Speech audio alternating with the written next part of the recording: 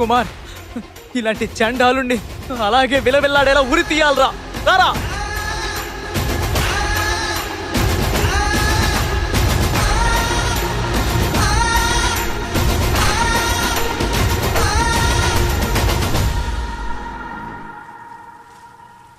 మీ దగ్గర కొత్తగా చెప్పడానికి ఏమీ లేదు. చార్మినార్ అంటే హైదరాబాదు, ఆగ్రా అంటే తాజ్మహల్.